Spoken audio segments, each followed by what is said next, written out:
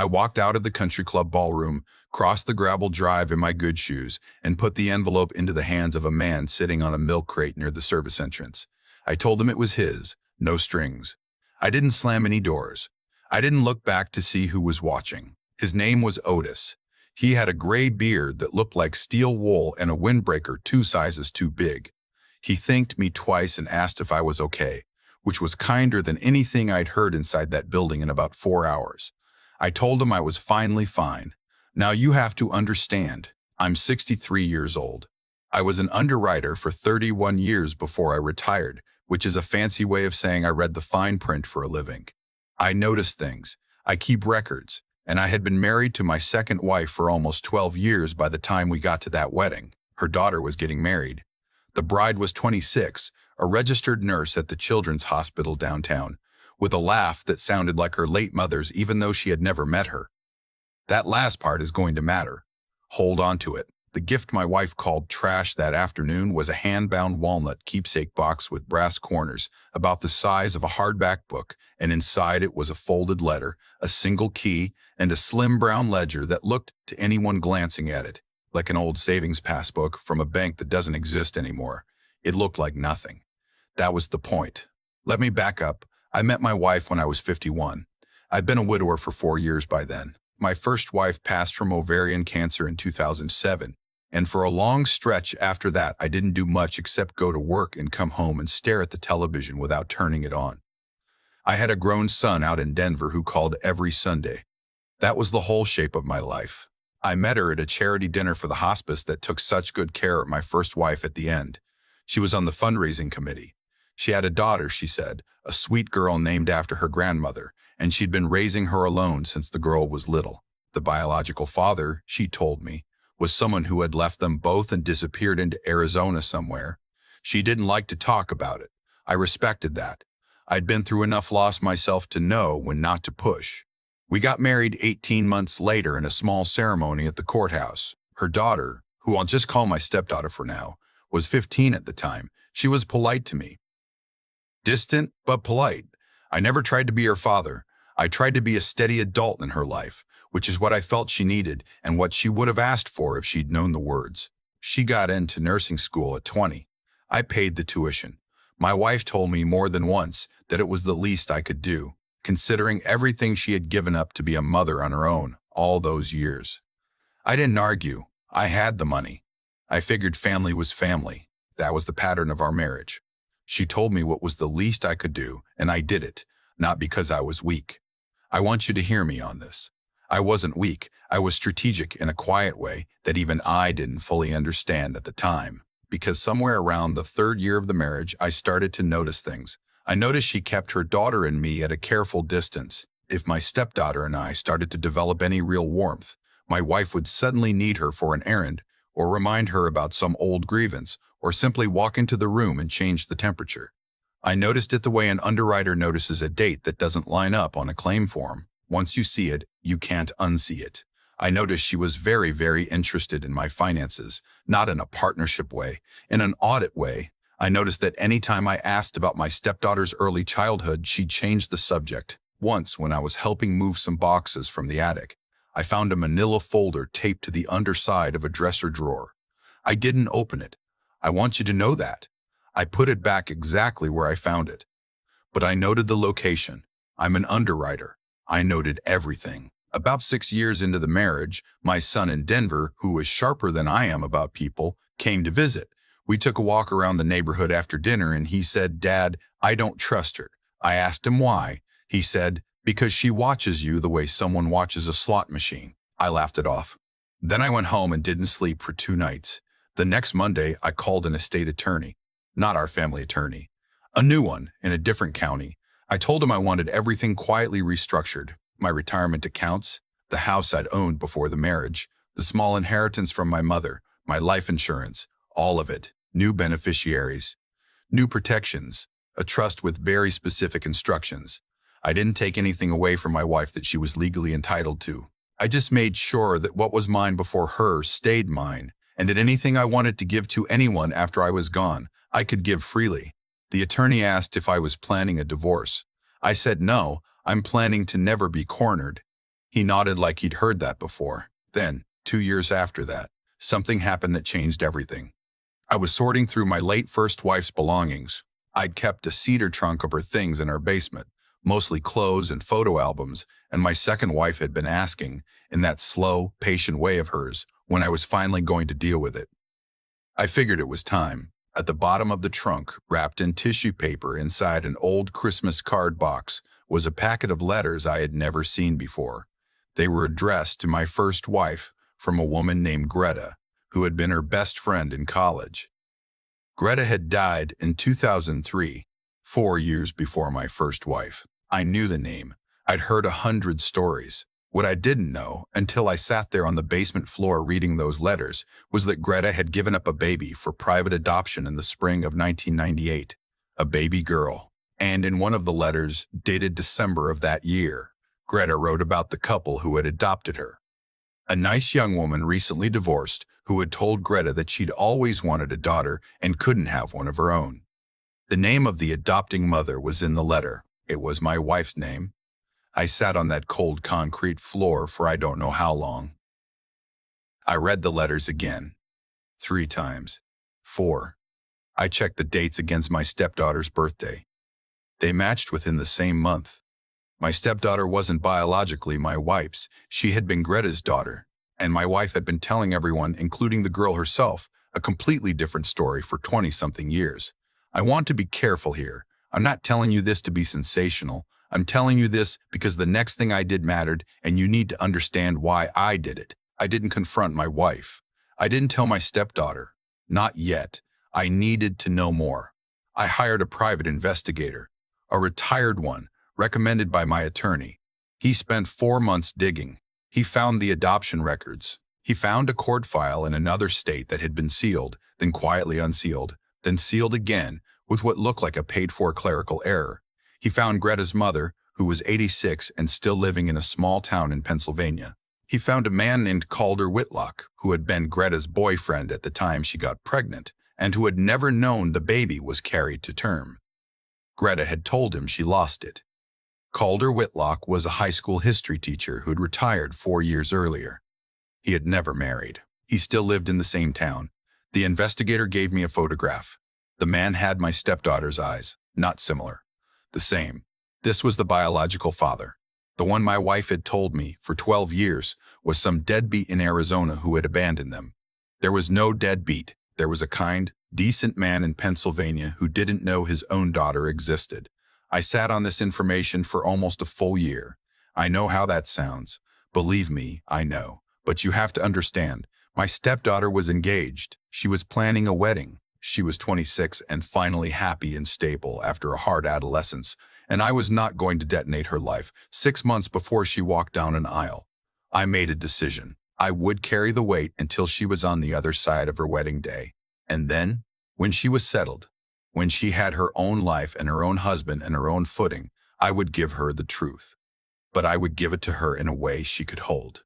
Not as a wound, as a gift. That's where the walnut box comes in. I had it commissioned. A craftsman 2 towns over made it for me out of walnut from a tree that had grown on Greta's family property.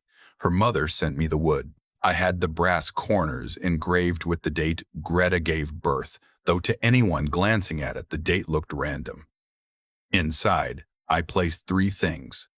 A letter, in my own handwriting, explaining everything. Who Greta was. Who Calder was. How my first wife and Greta had been like sisters. Why I had waited until after the wedding to tell her. An apology for the waiting. An assurance that she was loved. By me. By Greta. In the time she had been allowed to love her, and by the father she didn't yet know. A key to a safe deposit box at a small bank in Pennsylvania. Inside that box were Greta's letters, photographs of Greta as a young woman, the legal adoption file the investigator had reconstructed, and a sealed envelope from Calder Whitlock, who, when I'd finally written to him 8 months earlier and explained who I was and what I knew, had wept on the phone for almost 20 minutes and then asked, in the smallest voice I have ever heard from a grown man, whether he might be permitted to write something to her just in case.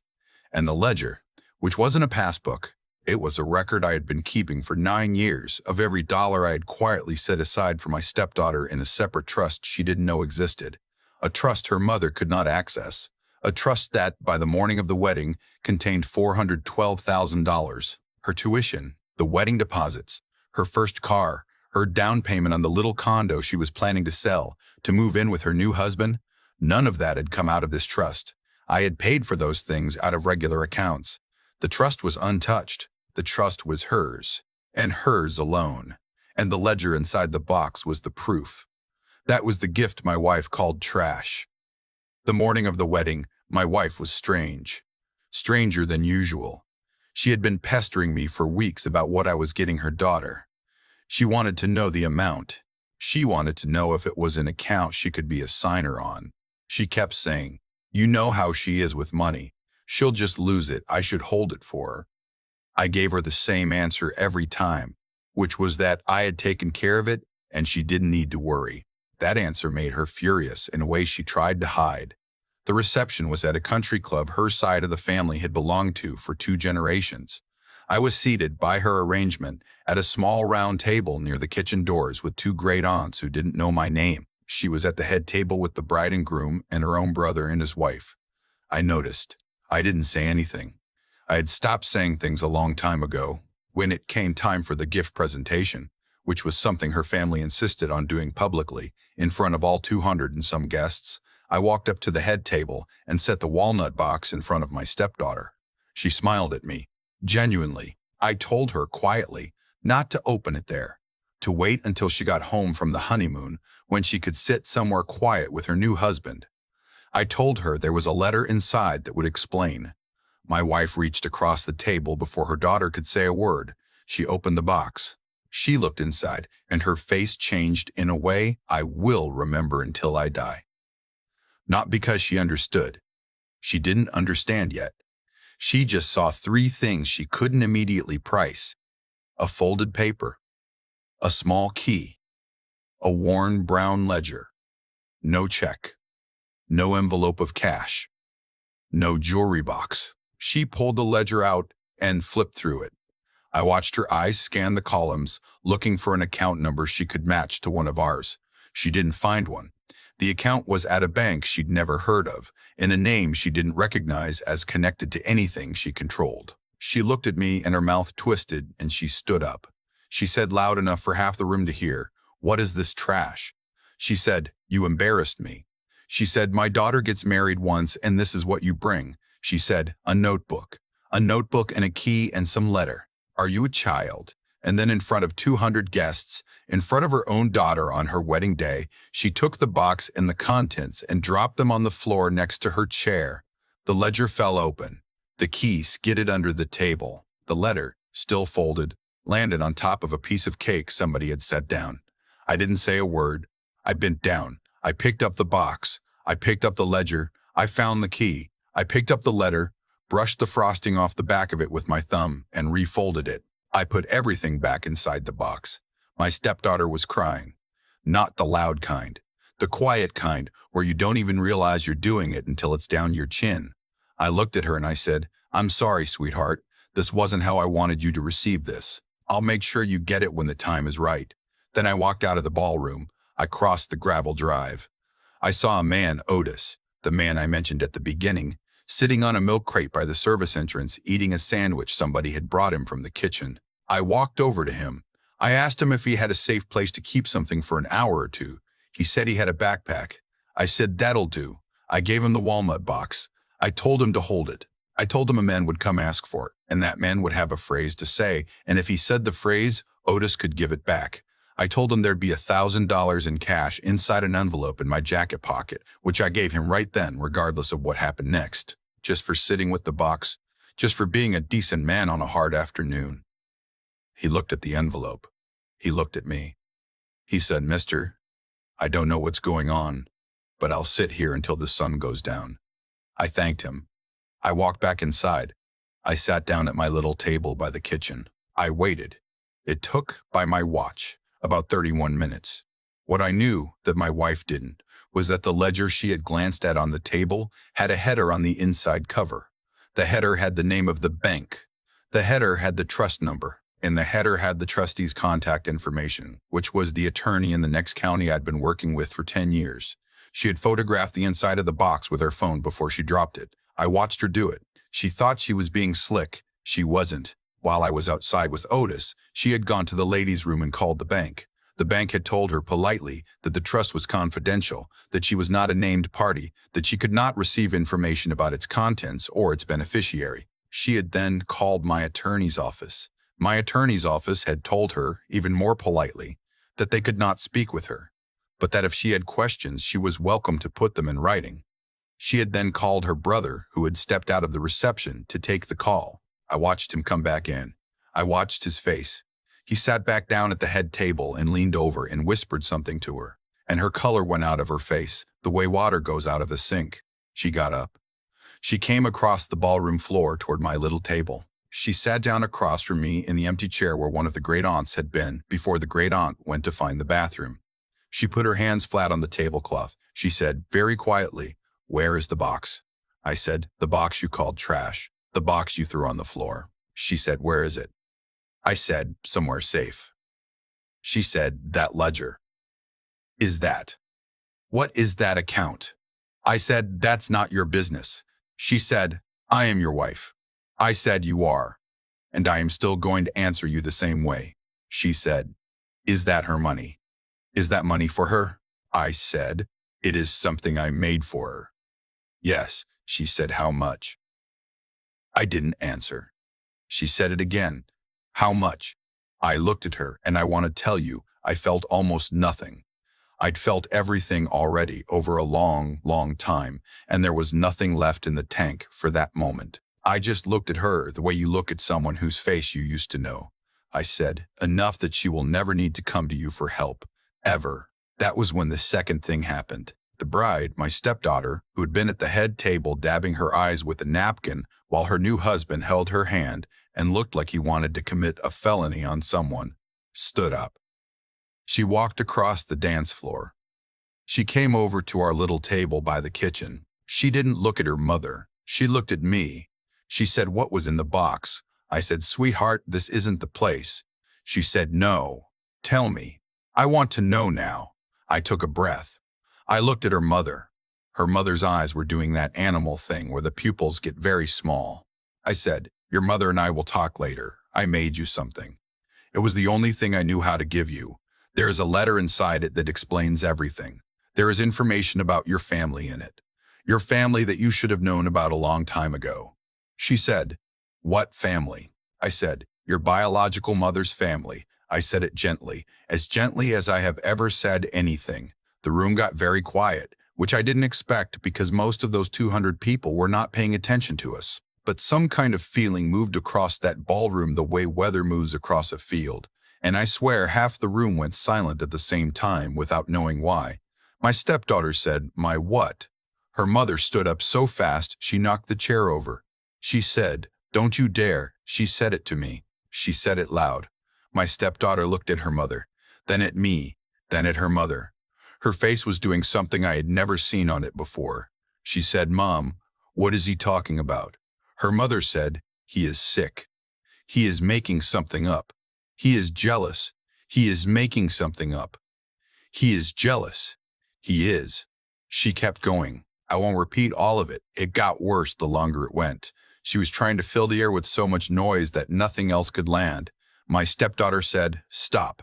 She said it once, quietly. Then she said it again, louder. She said it again, louder.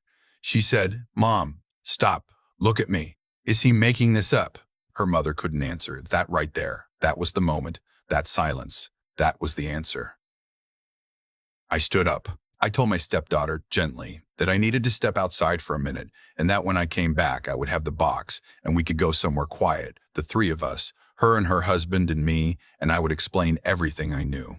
I told her she didn't have to take anything from me she didn't want. I told her the choice was hers. I walked out across the gravel drive. Otis was sitting on his milk crate exactly where I'd left him, the backpack at his feet, eating a piece of wedding cake somebody had brought him out the side door. He saw me coming and stood up. I told him the phrase. The phrase was, "Thank you for waiting." He handed me the box. I told him to keep the envelope and that there would be more, that I would find him in the next week, that I meant it. He looked at me like he didn't believe me, but he wanted to. I'm telling you now, 3 years later, that I did find him. I helped him into a sober living program he had been on a wait list for. I covered 6 months of his rent in the supportive housing apartment he moved into after that. He works now at a hardware store 2 blocks from where he used to sleep. He sends me a Christmas card every December. I keep them all in a drawer. I walked back inside with the box. My stepdaughter and her husband were in a small side room off the ballroom that the country club used for coats. Her mother was not with them. Her mother, I learned later, had locked herself in the manager's office and was on the phone with her brother again, and then with 2 different attorneys, and then with a friend, in that order, trying to find someone, anyone, who could tell her that this was reversible. It wasn't reversible. It wasn't reversible. I sat down with my stepdaughter and her husband. I gave her the box. I told her, take your time, read the letter when you're ready. If you have questions, I will answer every single one of them for the rest of my life, however many times you need to ask. She opened the box right there. She unfolded the letter. She read it twice. Then she put her head on her husband's shoulder and she cried and he cried, and I sat across from them and I cried too, the first real crying I'd done in maybe 10 years, because I had been carrying this thing alone for so long that the weight of finally setting it down was its own kind of grief. She asked me about Calder, her father. I told her everything. I told her about his letter, sealed in the safe deposit box, that he had written but had not been brave enough to send directly in case she didn't want it.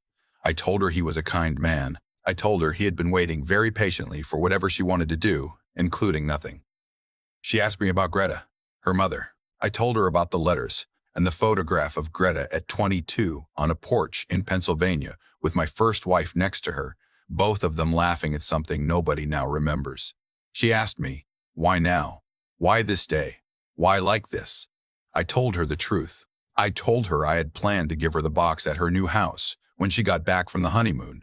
I told her I would have sat with her, just her on her couch, with coffee, and walked her through it slowly and let her cry without 200 people in the next room.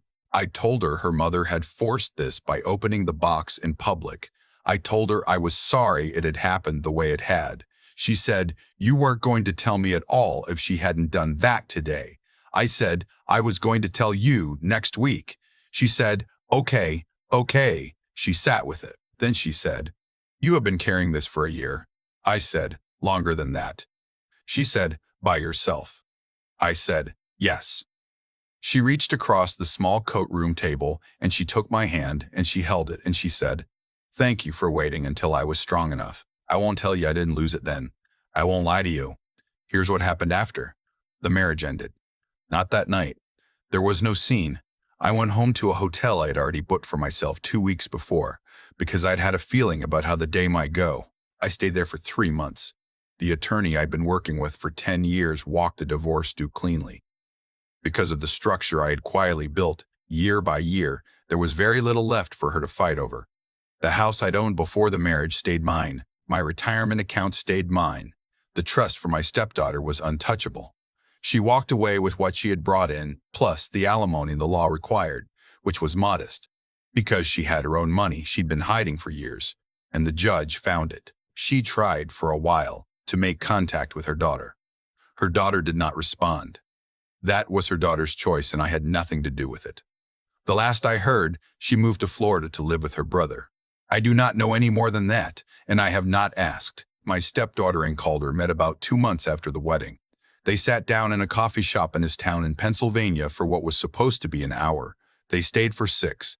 He came to her house for Thanksgiving that year. He walks her dog for her on Wednesdays now, because he retired and she's still working 12-hour shifts at the children's hospital, and the dog needs someone, and that someone gets to be him. He calls me about once a month. We talk about baseball, mostly. Sometimes about her. He has thanked me more times than I can count for finding him. I tell him he doesn't have to thank me. He thanks me anyway. My stepdaughter and I are closer now than we were the whole time her mother and I were married. She calls me Dad now, which she never did before. She didn't ask if it was okay. She just started doing it, and I didn't correct her because I didn't want to. She and her husband come over for dinner every other Sunday. She is pregnant with her first child, as I am telling you this. A girl. They are going to name her Greta. The ledger, in case you were wondering, became hers on her 30th birthday last spring, which was the trigger date I'd set up years ago. She used part of it to pay off her student loans. She used part of it to pay off her student loans. She used part of it to buy a small house with a yard for the dog and the coming baby. The rest is invested, conservatively, the way an underwriter would do it, because I helped her set it up. I want to say one thing before I let you go, because I know what some of you are thinking. You're thinking, why did you stay so long? Why did you put up with it? Why didn't you say something sooner? I'll tell you, because saying something sooner would have detonated the life of a young woman who had done nothing wrong and who would have caught all the shrapnel. Because the people who do harm in this world will often not be stopped by argument. They are stopped by patience and by paperwork and by the slow accumulation of facts that nobody can deny when the day finally comes. Because silence, when it is chosen, when it is aimed, when it is married to preparation, is not weakness. It is the loudest thing in the room. I learned that at 63. I hope, if you needed to, you learned it sooner.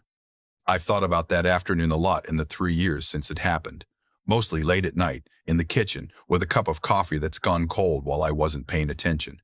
And what I keep coming back to is that nothing in that ballroom happened by accident. Not the gift, not the panic, not the silence I chose. Every single piece of it was the harvest of seeds somebody had planted years before. My wife planted hers in the lies she told about a baby that wasn't hers. She planted them in the careful little walls she built between her daughter and me. She planted them in the way she counted my money before she counted my kindness. And when the day came that those seeds had to bear fruit, she got exactly the fruit she had grown. Not because the universe is cruel, because cause and effect is the most honest law there is. I planted mine too. I planted them in the quiet attorney's office in the next county. I planted them in the trust I funded $100 at a time for 9 years. I planted them in the letter I wrote and rewrote a dozen times until I got the tone right, gentle enough not to wound, honest enough not to lie. I planted them in the year I carried the truth alone so that a young woman wouldn't catch shrapnel from a fight that wasn't hers. If you take one thing from what I've told you, I hope it's this.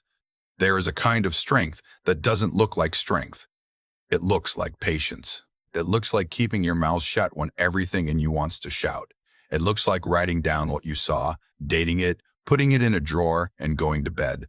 People will mistake it for weakness while you're doing it. Some of them will mistake it for weakness forever. Let them. The work is the work. It doesn't need their understanding. But silence alone isn't enough. Silence by itself just becomes a hiding place, and I've known men who hid in theirs until they died inside them. What made my silence into something useful was that I paired it with 2 other things. I paired it with the discipline to keep learning the truth about my own life, even when the truth was ugly, even when it cost me sleep. And I paired it with the will to act, slowly and clearly, when the right moment came. Without that learning, silence is just cowardice. Without that will, silence is just rot. I'm 63 years old. I don't know how many years I have left. What I do know is that I have a granddaughter coming this spring, and her name is going to be Greta, and one day, a long time from now, when she's old enough to hear it, somebody is going to tell her the story of how she got that name. I hope when they do, they tell her that her grandfather wasn't a clever man. He was just a stubborn one who paid attention and who waited. That's all any of us really get to do.